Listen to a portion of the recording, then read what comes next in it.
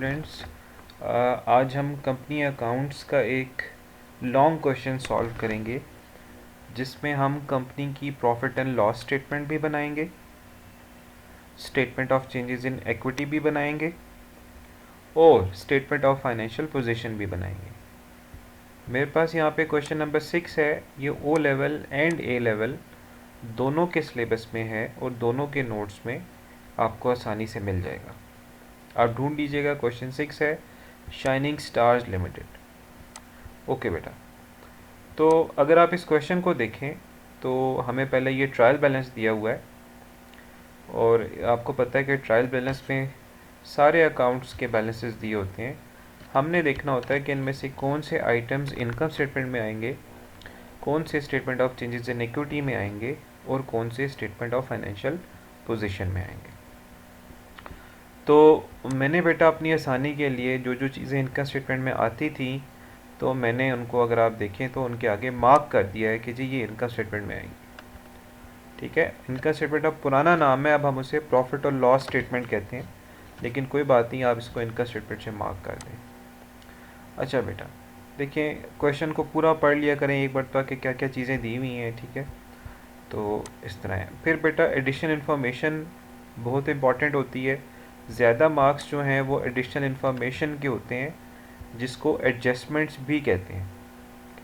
अगर आप trial balance में से कोई चीज़ उठाते हैं तो उसका नंबर हो सकता है 1 हो, लेकिन जब आप एडजस्टमेंट में से कोई चीज़ लिखते हैं इनकम स्टेटमेंट में या एसओएफपी में तो उसके ज़्यादा मार्क्स होते हैं, 2 या 3 मार्क्स होते हैं। एडिशनल इन्फॉर्मेशन में बेटा क्लोजिंग इन्वेंट्री आ रही है 1,40,000 की, फिर डेप्रिसिएशन लगानी है प्रीमिसेस की 20% per annum, reducing balance method, तो कोई बात नहीं, हम लगा लेंगे।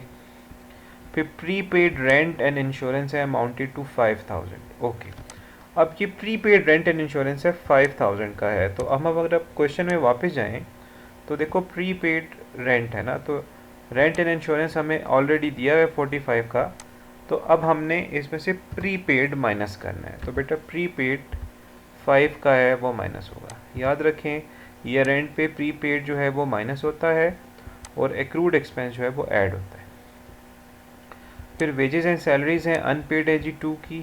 अनपेड का मतलब होता है एक्रूड, तो देखिए ये वेजेस एंड सैलरी हमें गिवन है बेटा, इसमें हम 2 ऐड कर लें। ठीक हो गया। अच्छा जी, फिर इसके अलावा अगर आप देखें तो ये आपने during the year 50,000 new shares issue किए हैं।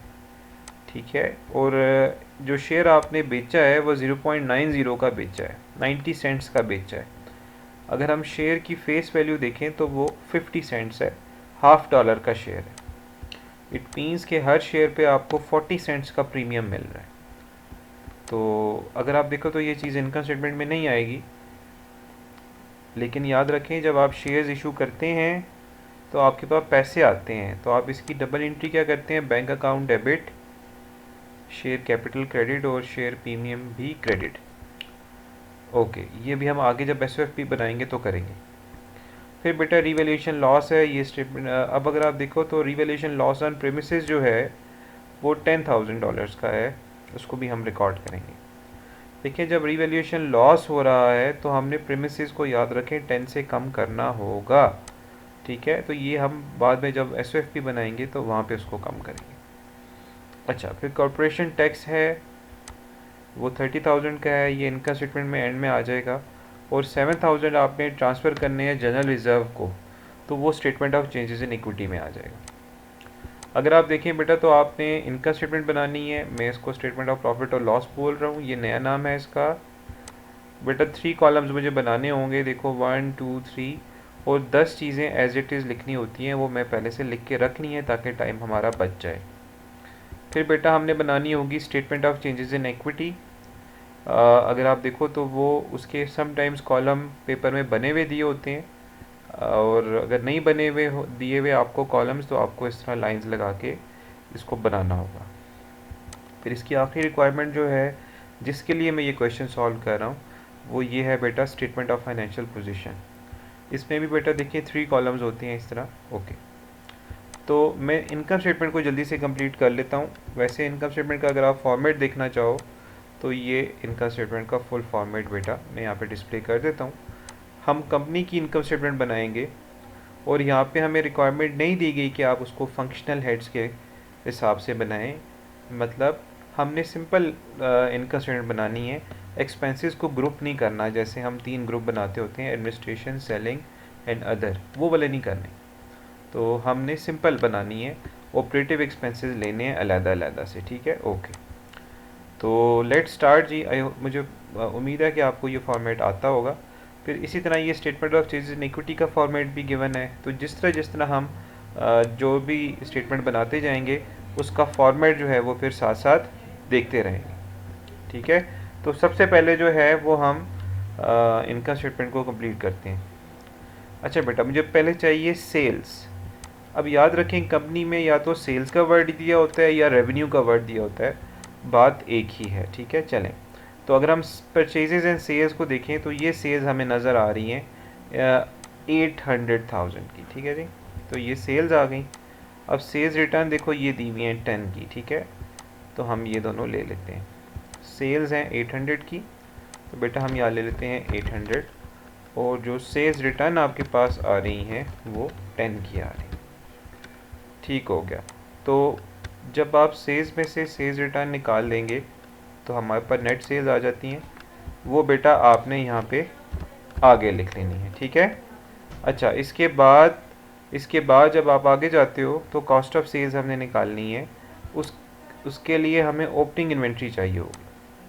तो ये अगर आप देखो तो इनकम स्टेटमेंट जो आप बना रहे हो वो for the year ended at 31 अक्टूबर 2002।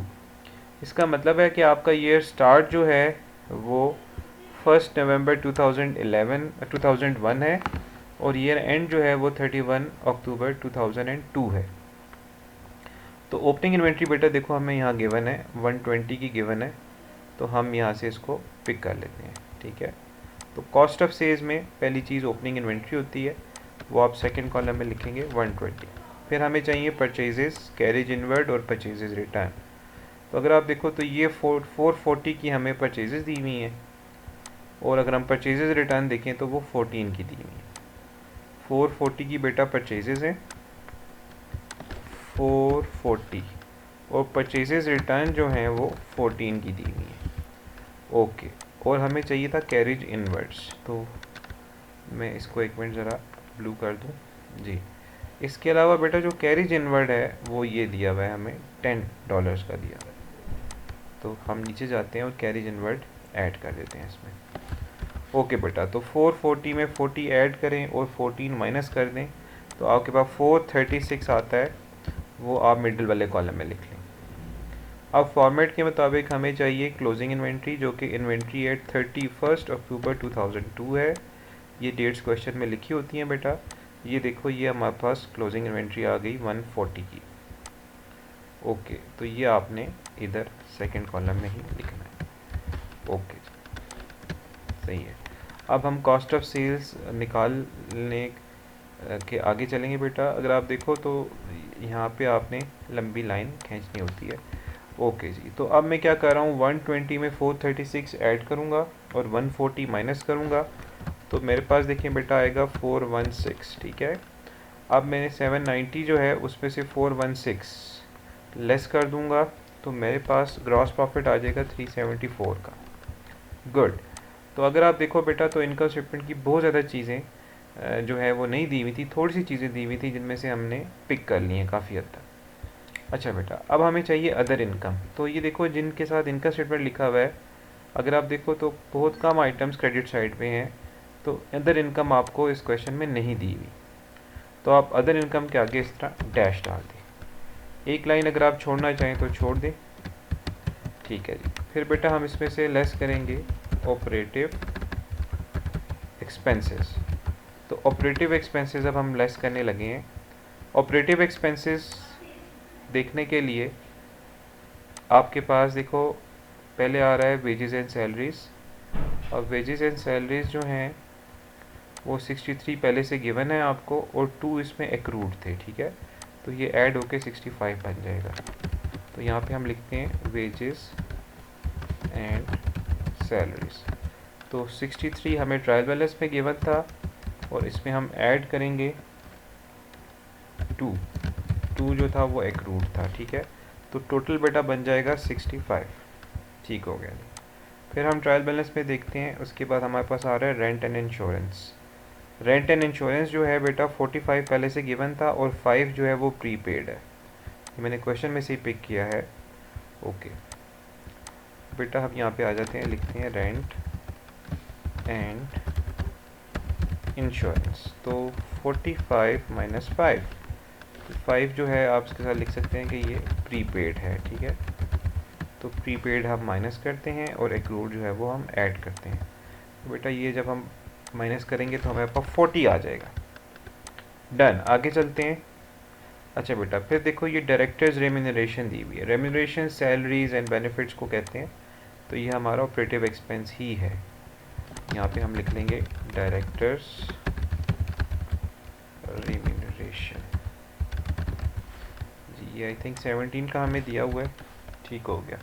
अच्छा जी अब आगे चलते हैं और देखते हैं कौन सा एक्सपेंस है जी। ये जनरल एक्सपेंस नज़र आ रहा है हमें $12,000 का, तो ये भी ले लेते हैं, ठीक है। तो यहाँ पे जनरल एक्सपेंसेस आ जाएंगे 12 के, ठीक है जी। अच्छा अब अगर हम ट्रायल बैलेंस में देखें तो एक चीज़ रह गई है जो इनकम स्टेटमेंट में आनी है, दैट इज़ डिबेंचर्स इंटरेस्ट।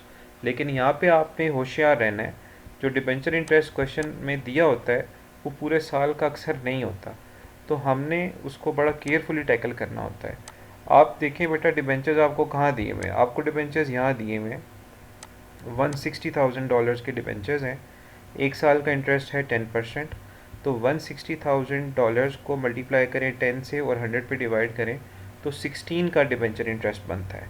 16 में से देखें 8 पे हुआ हुआ है, इट मीन्स कि आधा पे हुआ हुआ है, मतलब हाफ ईयर का डिबेंचर इंटरेस्ट पे हुआ हुआ है, हाफ का पे नहीं हुआ हुआ, तो ये 16 बनता है। अच्छा और दूसरी बात ये कि आपने ऑपरेटिव एक्सपेंसेस में इंटरेस्ट नहीं लेना, वो हम आगे इसको टैकल करते हैं, ठीक है। अच्छा अब अगर हम एडजस्टमेंट्स में आएँ तो हमने देखो इन्वेंट्री भी ले ली है और यस डेप्रिसिएशन हमने अभी तक नहीं ली। तो डेप्रिसिएशन ऑफ प्रेमिसेस जो है वो तो हमने लेनी है, वो हमारा एक्सपेंस है 20% रिड्यूसिंग बैलेंस मेथड, ठीक है। तो प्रेमिसेस को ढूंढते हैं जी, किधर है जी, ये हमें प्रेमिसेस नज़र आ रही हैं। प्रेमिसेस की हमें कॉस्ट भी बेटा यहाँ पे गिवन है, देखें 800 प्रेमिसेस की कॉस्ट है और 200 जो है वो प्रोविज़न फॉर डेप्रिसिएशन है। तो रिड्यूसिंग बैलेंस मेथड के थ्रू डेप्रिसिएशन लगा रहे हैं, तो 800 में से 200 निकालेंगे तो 600 उसकी नेट बुक वैल्यू आ जाती है। फिर उसका 20% जब हम लेंगे 600 का 20%, तो वो तकरीबन 120 बनेगा।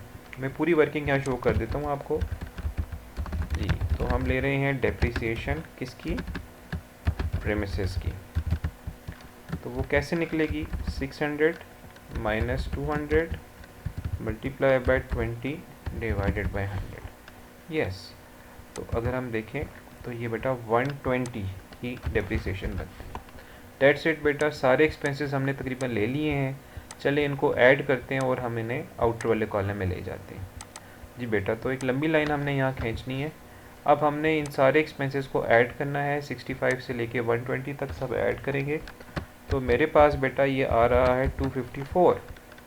तो 374 ग्रॉस प्रॉफिट है, अदर इनकम कोई भी नहीं दी हुई, इसमें से ये 254 के ऑपरेटिव एक्सपेंसेस माइनस कर दें तो आपके पास प्रॉफिट आ जाएगा, profit before interest and tax. Profit before interest and tax को क्या भी बोलते हैं, इसको प्रॉफिट फ्रॉम ऑपरेशंस भी बोलते हैं, ठीक है। तो ये बेटा हमारे पास आ जाएगा, देखो 374 माइनस 254 जी, ये हमारे पास आता है $120,000। अब आपको पता है कि इसमें से हमने लेस करनी होती है क्या, फाइनेंस कॉस्ट। फाइनेंस कॉस्ट में इंटरेस्ट आ जाते हैं, interest on loan, interest on debentures, interest on overdraft, interest on bank overdraft. तो ये 3 इंटरेस्ट आ सकते हैं। आई थिंक इस क्वेश्चन में हमें सिर्फ डिबेंचर्स ही नज़र आ रहे थे, यस, बैंक लोन हमें कहीं नज़र नहीं आ रहा। तो ये जो डिबेंचर्स का एक साल का इंटरेस्ट बनता है वो 160 इंटू 10% हम लेंगे, ठीक है, तो 16 बनता है। यहाँ पे बेटा आप लिखें इंटरेस्ट ऑन डिबेंचर्स। तो इंटरेस्ट ऑन डिबेंचर्स जो है वो आप इस तरह इसकी वर्किंग शो कर लें, 160 इंटू 10 डिवाइडेड बाई 100, ठीक है। तो ये $16,000 बनता है, लेकिन मैं यहाँ 60 लूँगा क्योंकि 1000 हमने कॉमन लिए में। जी बेटा यहाँ पे इस तरह कर लें तो आपके पास फिर यहाँ पे क्या आ जाता है, प्रॉफिट बिफोर टैक्स। ठीक है, तो 120 में से 16 अगर हम माइनस करें तो 104 आता है, ये प्रॉफिट बिफोर टैक्स है। इसमें से बेटा फिर आप लेस कर देंगे क्या, कॉर्पोरेशन टैक्स। कॉर्पोरेशन टैक्स जो है क्वेश्चन में अगर हम जाएं तो देखो वो ये $30,000 का कॉर्पोरेशन टैक्स दिया हुआ है। अब देखो ये कॉर्पोरेशन टैक्स 30,000 है, अगर आप देखो ट्रायल बैलेंस में कहीं कॉर्पोरेशन टैक्स नहीं दिया होता, ईयर एंड पे एडिशनल इन्फॉर्मेशन में दिया होता है। तो कॉर्पोरेशन टैक्स 30 का बनता है, ये हमारा एक्सपेंस भी है और हमने ये पे भी करना है, तो ये हमारे पेबल्स में भी आएगा।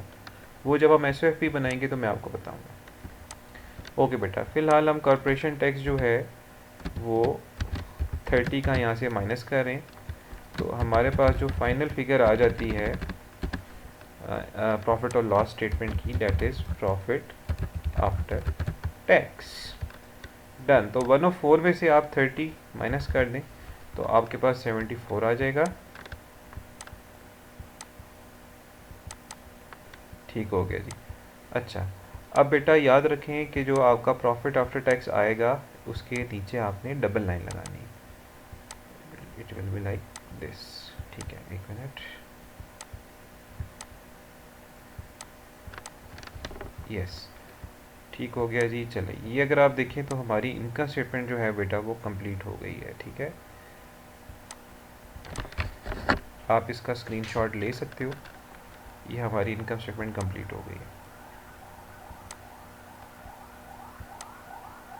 ठीक है जी, चलें आगे चलते हैं। अब हमने बेटा बनानी है statement of changes in equity. Statement of changes in equity का फॉर्मेट आपको याद होना चाहिए।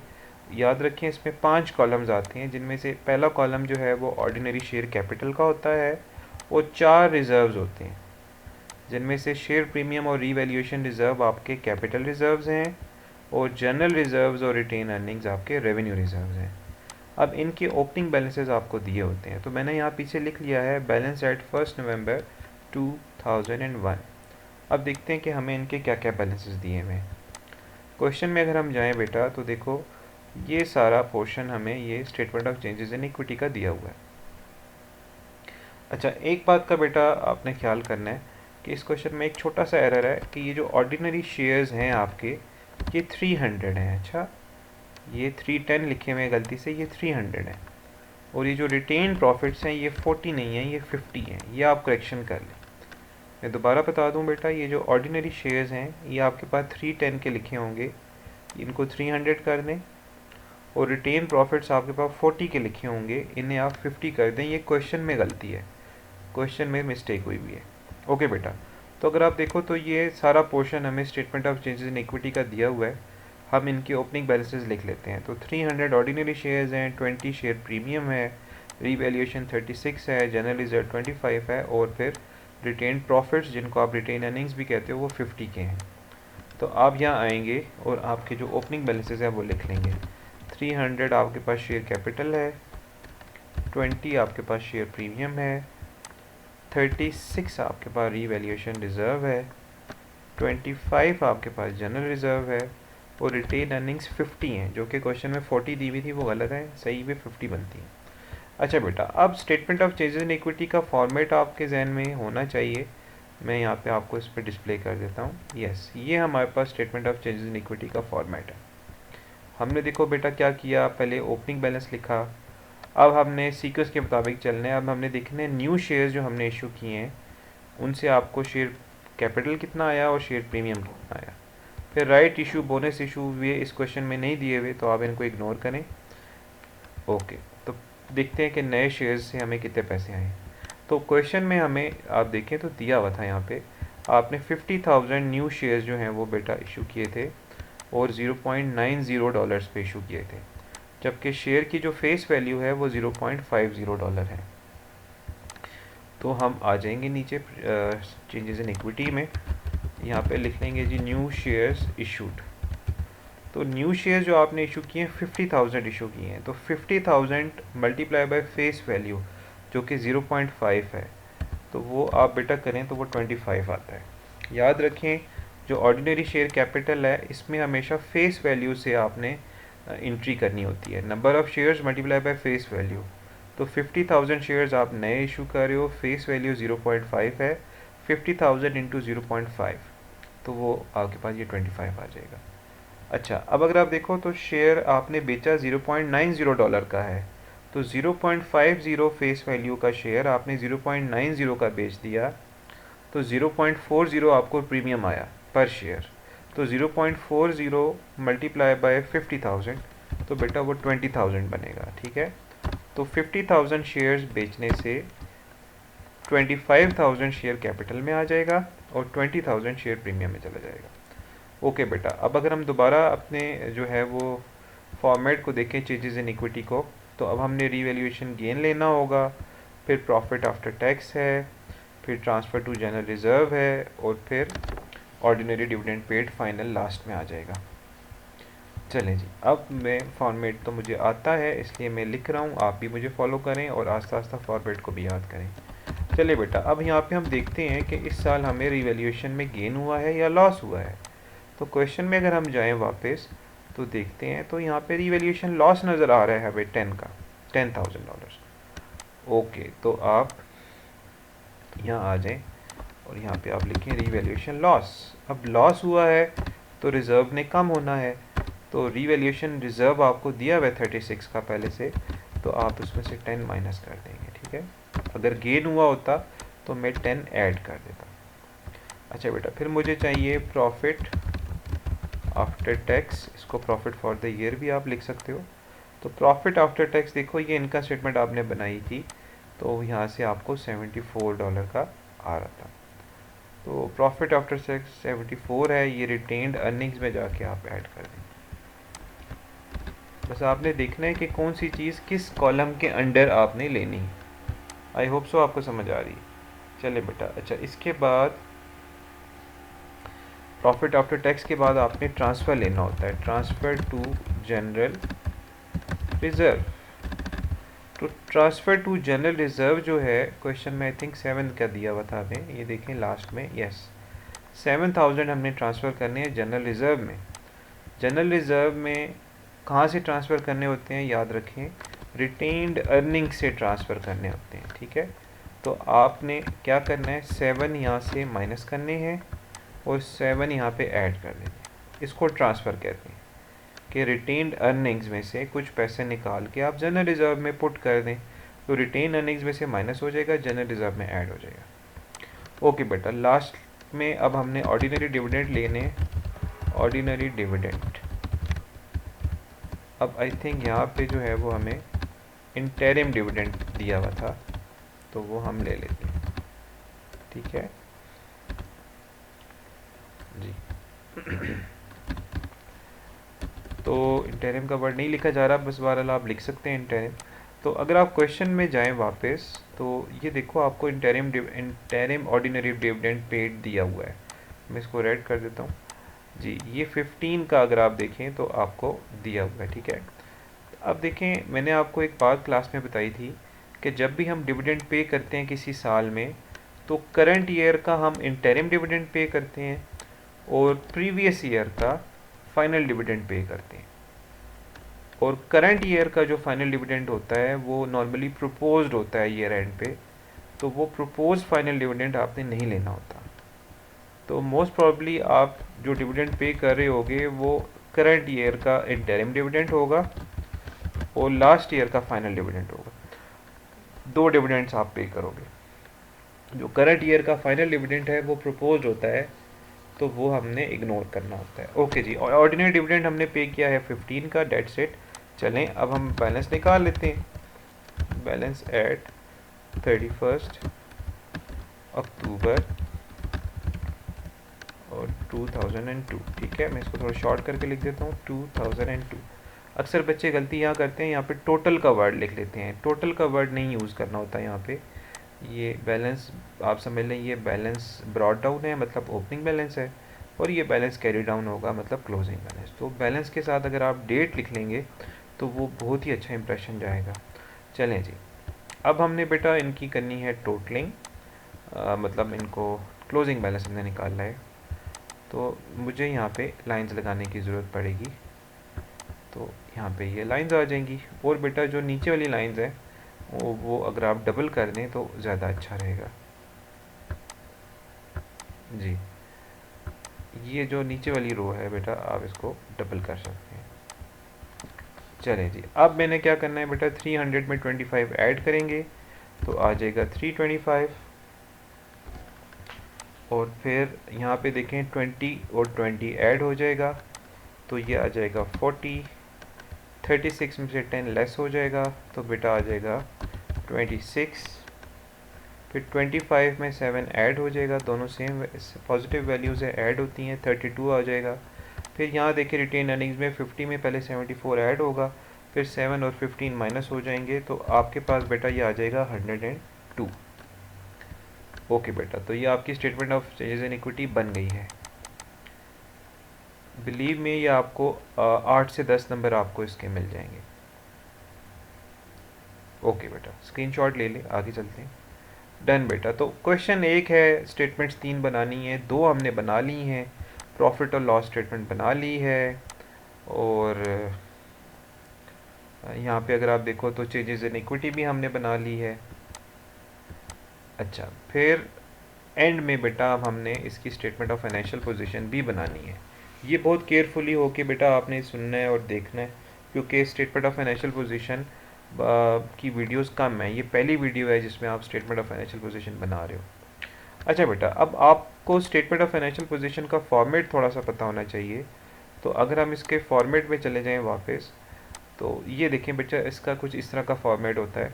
कंपनी का नाम है, फिर स्टेटमेंट ऑफ फाइनेंशियल पोजीशन है, एज एट जो आपका ईयर एंड हो रहा है, फिर यहाँ पे आप 3 कॉलम्स बनाते हैं, कॉस्ट की अमाउंट का, प्रोविजन फॉर डेप्रिसिएशन की अमाउंट का, और नेट बुक वैल्यू का। अब यहाँ पे फॉर्मेट में तो बहुत ज़्यादा नॉन करेंट एसेट्स दिए हुए हैं, लेकिन क्वेश्चन में 2 या मैक्सिमम 3 नॉन करेंट एसेट्स आपको दिए हो सकते हैं। तो अगर आप देखो तो आपने उनको ऐसे लिखना है। फिर करंट एसेट्स की डिटेल है, फिर टोटल एसेट्स आ जाएंगे, फिर कैपिटल एंड रिजर्व सेक्शन है। ये अब आपके लिए आसान हो जाएगा क्योंकि आपने statement of changes in equity बना ली है, वो इन्हीं के लिए बनाई थी आपने। तो ये जो बैलेंसेज हैं ये हम statement of changes in equity से उठा लेंगे, उनका जो ईयर एंड का बैलेंस आ रहा है ना, वो उठा के यहाँ लिख लेना है। फिर बेटा नॉन करंट लाइबिलिटीज़ में हमारे पास इस क्वेश्चन में तो एक डिबेंचर ही है, और फिर करंट लाइबिलिटीज़ आ जाएंगी। चलें, अब ये फॉर्मेट अपने जहन में रखें, और मैं दोबारा फॉर्मेट नहीं डिस्प्ले करूँगा क्योंकि हमने इसको वाइंड अप भी करना है। तो बेटा दोबारा देख लें, ये इसका फॉर्मेट है। ओके जी, चले क्वेश्चन में वापस चलते हैं। अच्छा जी, अब हमें पहले चाहिए नॉन करंट एसेट्स। तो देखो ये प्रेमिसेस हमें नज़र आ रही हैं, तो सिर्फ यही एक नॉन करंट एसेट हमारे पास है। जैसे प्रेमिसेस के अलावा मशीन्स हो सकती हैं, फर्नीचर, व्हीकल्स वगैरह हो सकती हैं। ओके, तो अगर आप देखें बेटा, तो ये जो प्रेमिसेस हैं ये हम, इसकी कॉस्ट है 800, और उसकी प्रोविजन फॉर डेप्रिसिएशन पहले से लगी हुई है 200। अब आपने यहाँ बड़ा केयरफुल रहना है। देखिए आपने इस डेप्रिसिएशन, ये जो प्रोविजन है ना, सॉरी ये जो प्रेमिसेस हैं इसकी आपने डेप्रिसिएशन भी कैलकुलेट की थी, देखो ये 20%। तो वो अगर आप इनकम स्टेटमेंट में से ढूंढे जाके, तो देखो बेटा, तो 120 की डेप्रिसिएशन हमने लगाई है प्रेमिसेस पे। तो जब हम 120 की डेप्रिसिएशन लगाएंगे तो आप इसकी क्या एंट्री करते हैं, डेप्रिसिएशन एक्सपेंस डेबिट और provision for depreciation credit. It means कि वो प्रोविजन जो क्वेश्चन में 200 की दी हुई थी, डेप्रिसिएशन ऑफ 120 लगाने के बाद वो 320 हो जाएगी, क्योंकि 200 की जो प्रोविजन फॉर डेप्रिसिएशन है वो तो स्टार्ट ऑफ द ईयर की दी हुई है। ठीक है, चले बेटा, तो अब हम लिखते हैं प्रेमिसेस। अब प्रेमिसेस जो हैं हमारे पास वो 800 की दी हुई हैं, और अगर आप यहाँ देखें तो यहाँ पे हमने प्रोविजन फॉर डेप्रिसिएशन यहाँ माइनस करनी है। तो मैं प्रोविजन फॉर डेप्रिसिएशन 200 नहीं लिखूँगा बल्कि 320 लिखूँगा। ठीक है, तो 320 आपने इसमें से माइनस करना। ठीक हो गया। अच्छा, आगे चलते हैं। अगर आप देखो तो प्रेमिसेस जो हैं वो 800 की हमने ख़रीदी थी, 320 की प्रोविजन फॉर डेप्रिसिएशन माइनस होगी।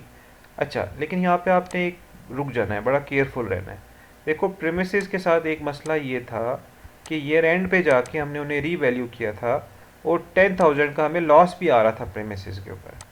तो जब आपको रीवैल्यूएशन लॉस आ रहा हो बेटा, तो जितना लॉस है जैसे इस क्वेश्चन में 10,000 का लॉस है, तो उससे आपने उसकी कॉस्ट कम भी कर देनी है। क्वेश्चन में प्रेमिसेस की कॉस्ट थी 800, एडिशनल इन्फॉर्मेशन में $10,000 का रिवैल्यूएशन लॉस है, तो वो आपने कॉस्ट में से माइनस करना है। तो आपने 800 में से 10 माइनस किया तो 790 इधर आ गया। ऑन द अदर हैंड 200 की प्रोविजन फॉर डिप्रिसिएशन दी हुई थी, आपने उसमें 120 और ऐड करनी है, क्योंकि इस साल आपने 120 की डिप्रिसिएशन लगाई है। तो अब 320 आपकी प्रोविजन फॉर डिप्रिसिएशन बन जाती है। अब 790 बेटा ले लें और उसमें से 320 माइनस कर दें, तो अब देखें हमारे पास जो है वो क्या आता है। तो बेटा वो आता है हमारे पास 470, मतलब अब प्रेमिसेस जो हैं उनकी नेट बुक वैल्यू जो है वो 470 रह गई है। आप 1 मिनट वेट करो, मैं बताता हूँ आपको। अच्छा जी, तो अगर आप यहाँ देखो, सॉरी आपको नहीं कह रहा था, वो मेहमान आए हैं उनके पैसे। जी बेटा, तो जब आप ये कर लेते हो तो याद रखें कि ये वाला जो नॉन करंट एसेट्स वाला पोर्शन है, इसमें 2 नॉन करंट एसेट हैं या एक है, तो आपने उसकी वैल्यू लिख के इसके नीचे डबल लाइन लगानी है। ठीक है, ये मैं आपको बताता हूँ ये मैं क्यों कर रहा हूँ बेटा। मैं ये इसलिए कर रहा हूँ क्योंकि देखो यहाँ फॉर्मेट में भी इसी तरह ही है। अगर आप यहाँ देखो तो ये डबल लाइन लगी, यहाँ पे तो 5 नॉन करंट एसेट्स दिए हुए हैं ना, तो हमारे पास एक ही था, तो जो एक है उसी के वो लिख के फिर आप इसको ऐड कर नीचे डबल लाइन लगा दें। ऐड करने की ज़रूरत नहीं है, बस डबल लाइन लगा दें। ओके, तो आपने क्या सीखा एसओएफपी में नई चीज़ कि नॉन करंट एसेट्स लिख के उसकी कॉस्ट और प्रोविजन फॉर डिप्रिसिएशन वाले कॉलम्स में नीचे डबल लाइन लगानी होती है। डन बेटा, चलें अब हम लिखेंगे कौन से एसेट्स, करंट एसेट्स। अब करंट एसेट्स में आपको पता होना चाहिए क्या क्या चीज़ें आती हैं बेटा। पहली चीज़ आपके पास आएगी क्लोजिंग इन्वेंट्री। तो इन्वेंट्री एट 31 अक्टूबर 2002। ठीक है बेटा, इसको ज़रा ठीक कर लें। ठीक हो गया जी। तो क्लोजिंग इन्वेंट्री जो है अगर आप क्वेश्चन में देखें जाके तो हमें 140 की दी हुई है। अच्छा जी, फिर आपने क्या लेना है जी, आपने ट्रेड रिसीवेबल्स लेने हैं, फिर आपने अदर रिसीवेबल्स लेने हैं। देखिए ये करंट एसेट्स का सीक्वेंस होता है। करंट एसेट्स 5 होते हैं, closing inventory, trade receivables, other receivables, cash at bank. इसका सीक्वेंस आपने ख़राब नहीं करना। और फिर बेटा होता है कैश इन हैंड। ये 5 आपके पास करंट एसेट्स होते हैं। अब मुझे चाहिए ट्रेड रिसीवेबल्स। मैं क्वेश्चन में जाऊंगा और देखूंगा कि ट्रेड रिसीवेबल्स कहाँ दिए हुए हैं। तो बेटा अगर आप देखो तो ये ट्रेड रिसीवेबल्स हमें दिए हुए हैं 130, डेबिट साइड पे वाले जो हैं वो ट्रेड रिसीवेबल्स हैं। ठीक है, 130 के हैं जी। ओके, तो मैं जो है वो इसको थोड़ा शेड कर देता हूँ ताकि पता चले कि जी मैंने ये अमाउंट ले ली है। तो ट्रेड रिसीवेबल्स 130 के। अगर आप यहाँ देखें तो मैंने इसको मिडिल कॉलम में लिखा है। समटाइम्स हमें ट्रेड एडजस्टमेंट्स में इरिकवरेबल डेट्स भी दिए होते हैं, तो आप ट्रेड रिसीवेबल्स में से इरिकवरेबल डेट्स माइनस करेंगे और प्रोविजन फॉर डाउटफुल डेट भी माइनस करने होते हैं, लेकिन वो इस क्वेश्चन में नहीं है। फिर अदर रिसीवेबल्स में आ जाएं तो अदर रिसीवेबल्स याद रखें आपके प्रीपेड एक्सपेंसेस होते हैं। और प्रीपेड एक्सपेंसेस इस क्वेश्चन में अगर आप देखो तो प्रीपेड रेंट एंड इंश्योरेंस हमें दिया हुआ था 5,000 का। ठीक है, तो आप नीचे आ जाएं एसओएफपी में, तो आप यहाँ लिख सकते हो कि जी ये तो प्रीपेड रेंट है। तो प्रीपेड रेंट जो है वो 5,000 का हमें दिया हुआ है। फिर कैश एट बैंक में आ जाएं। क्वेश्चन में अगर आप देखो तो कैश एट बैंक जो है वो कितना दिया हुआ है हमें, देखिए ये बैंक कैश एट बैंक हमें ये दिया हुआ है 10 का। ठीक है जी, तो लेकिन आपको कहीं और से पैसे आए हैं? देखें एडजस्टमेंट में कोई ऐसी चीज़ है जहाँ कहीं और से पैसे आए हों? जी है, ये 50,000 के नए शेयर्स आपने बेचे हैं ना 90 सेंट्स के हिसाब से, तो आपको इसका कैश आया होगा। तो 50,000 इंटू 0.90 अगर आप करें ना तो ये 45,000 आई थिंक बनता है। यस, 45,000 बनता है। तो $10,000 बैंक में पहले से पड़े हुए थे। आप यहाँ वर्किंग शो कर दें, $10,000 पहले से बैंक में पड़े हुए थे और नए शेयर्स इशू करने से आपको $45,000 और आ गए हैं। तो अब आपके पास कैश एट बैंक 55,000 का आ जाएगा। कैश इन हैंड बेटा इस क्वेश्चन में नहीं दिया हुआ, तो अच्छी बात है, जो नहीं दिया हुआ तो उसको जल्दी जल्दी कर लेते हैं। आप क्वेश्चन में से चेक कर सकते हैं, ये नहीं दिया हुआ आपको, ठीक है। ठीक है जी बेटा, चलें अब हम करंट एसेट्स का टोटल करके बाहर लिखते हैं। तो 140, 135 और 55 इन सब को ऐड करेंगे तो हमारे पास करंट एसेट्स का टोटल आ रहा है 330। अब हम 470 और 330 को भी ऐड कर देंगे तो बेटा हमारे पास आ जाएंगे टोटल एसेट्स। अब ये टोटल एसेट्स जो हैं हम देखते हैं कि कितने आ रहे हैं। तो देखें हमारे पास ये दो ही अमाउंट्स हैं, 470 और 330। अगर आप इसको ऐड करें ना तो वो $800,000 बनते हैं। तो हमारा ये एसेट्स वाला सेक्शन जो है वो कंप्लीट हो गया है। अब जब भी टोटल आप करते हैं तो मैंने आपको बताया था कि आपने डबल लाइन लगानी होती है, तो यहाँ पे डबल लाइन आ गई, ज़बरदस्त। चलें अब हमें क्या चाहिए बेटा, अब हमने लिखना है कैपिटल एंड रिजर्व्स। जी, तो कैपिटल एंड रिजर्व्स में क्या क्या चीज़ें आएंगी, ये तो हमारे लिए बड़ा आसान हो गया है, क्योंकि कैपिटल एंड रिजर्व्स वाली जो चीज़ें हैं बेटा वो यहाँ से ले लें। Statement of change in equity इसीलिए बनाई गई है ताकि ये कैपिटल और रिजर्व्स वाला सेक्शन आसान हो जाए। तो मैं जल्दी से इन पांचों के नाम लिख लेता हूँ और फिर हम आगे चलते हैं। तो अगर हम क्वेश्चन में से उठा लें डाटा, बिल्कुल ठीक है, तो हम ये क्वेश्चन में से इसका डाटा कॉपी कर लेते हैं। आपको लिखने पड़ेंगे, मैं कंप्यूटर पे कर रहा हूँ इसलिए ज़रा थोड़ा सा क्विक का हो जाएगा ज़रा। ओके बेटा, तो यहाँ पे आप ये इस तरह कर लें, तो ये एक एक्स्ट्रा आ गया, बिल्कुल ठीक है। अच्छा, अब अगर आप देखो तो आपके जो ऑर्डिनरी शेयर्स थे क्वेश्चन में वो 6 लाख थे, लेकिन आपने तो 50,000 और भी शेयर्स इशू किए हैं इस साल। तो स्टार्ट ऑफ द ईयर पे शेयर्स थे 6 लाख और अब हो गए हैं 6,50,000 और एक शेयर की फेस वैल्यू है 0.5। तो अब अगर आप देखो तो इनके जो आपके पास जो अमाउंट्स हैं वो बहुत आसान है, आप statement of change in equity में से उठा लें। तो ये statement of change in equity देखो ये हमने बनाई हुई है, तो इसके क्लोजिंग बैलेंसेस उठा लें। 325, 40, 26, 32 और 102, ये 5 आइटम्स हैं और इनके क्लोजिंग बैलेंसेस उठाने हैं। चलें जी, अब हम ये लिख लेते हैं, इसको आप मिडिल कॉलम में लिखेंगे। तो आपके पास आ रहा है 325 का, ये आ रहा है जी शेयर प्रीमियम आ रहा है 40 का,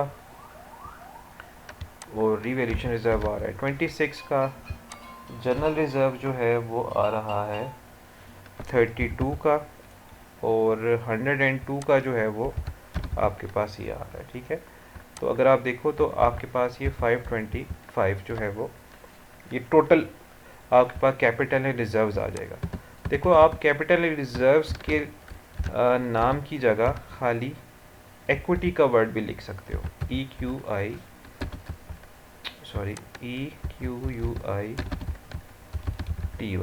इक्विटी। तो या तो आप इक्विटी का वर्ड लिखेंगे यहाँ, या आप कैपिटल एंड रिजर्व्स का वर्ड लिखेंगे। कैपिटल एंड रिजर्व्स आ गया है आपके पास, तो अब आगे चलते हैं जी, इधर एक लाइन लगा दें बस, ठीक है। अब कैपिटल रिजर्व वाला सेक्शन हो गया बेटा। अब हमें चाहिए क्या, नॉन करंट लायबिलिटी। तो नॉन करंट लायबिलिटी अगर आपको याद हो दो होती हैं, या बैंक लोन होता है या और डिबेंचर्स होते हैं। इस क्वेश्चन में हमें आई थिंक सिर्फ डिबेंचर्स दिए हुए हैं और बैंक लोन नहीं दिया हुआ। तो क्वेश्चन में वापस जाते हैं तो देखो ये 10% डिबेंचर्स आपको नज़र आ रहे होंगे, ये जो मैंने पिंक किए थे 160 के। तो इनका नाम ज़रा दोबारा देख लें, ठीक है जी। तो हम वापस आते हैं और यहाँ लिखते हैं 10%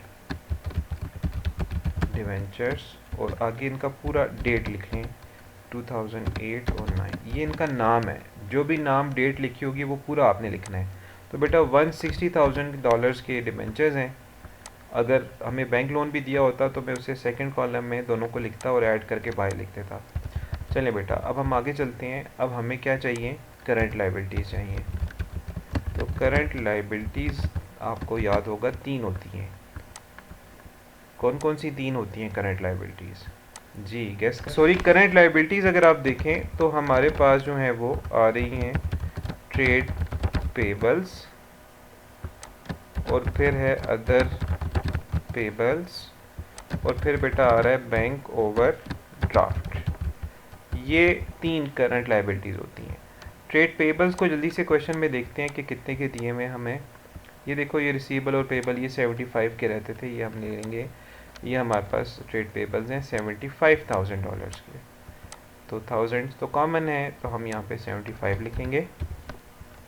अदर पेबल्स, यहाँ पे बड़ा केयरफुल रहना आपने। अदर पेबल्स याद रखें आपके एक्रूड एक्सपेंसेस होते हैं। अब इस क्वेश्चन में हमें जो अनपेड एक्सपेंस दिया हुआ था, आई थिंक वो वेजेस एंड सैलरीज का दिया हुआ था। यस, ये देखें वेजेस एंड सैलरीज दिए हुए हैं, अनपेड हैं। याद रखें ये कॉर्पोरेशन टैक्स भी आपने नहीं पे किया, और वो जो 6 महीने का डिबेंचर इंटरेस्ट था वो भी आपने नहीं पे किया। तो मैं जल्द क्या, तो हमारे पास जो अनपेड जो थी वेजेस एंड सैलरीज वो 2 की थी। जो आपने इंटरेस्ट नहीं पे किया हुआ था 6 महीने का वो 8 का था, और जो टैक्स नहीं पे किया हुआ था पूरे साल का वो 30 का है। तो अदर पेबल्स में सारे एक्रूड एक्सपेंसेस ले लेने हैं। याद रखें इंटरेस्ट हमेशा एक्रूड होगा, हाफ ईयर का एक्रूड होता है नॉर्मली। टैक्स जो है वो ईयर एंड का वो एक्रूड है, लाइबिलिटी है हमारे ऊपर। और इसके अलावा कोई वेजेस सैलरीज या कोई बाकी एक्सपेंस जो है वो भी आ जाएगा। बैंक ओवरड्राफ्ट हमें यहाँ नहीं दिया हुआ बेटा, इन दोनों को हम ऐड करते हैं तो हमारे पास 115 आ जाता है। ठीक है जी, तो अब आगे चलते हैं। ये करने के बाद हमने इसको टोटल करना है जी। ठीक है, तो अगर हम इन तीनों को बेटा टोटल करेंगे 525, 160 और 115 को, तो ये आपका वही 800 ही बनेगा। ठीक है, तो ये हमारे पास आ रहा है total of equity and liability. बिल्कुल ठीक है। अब इसके नीचे आप डबल लाइन लगा लें।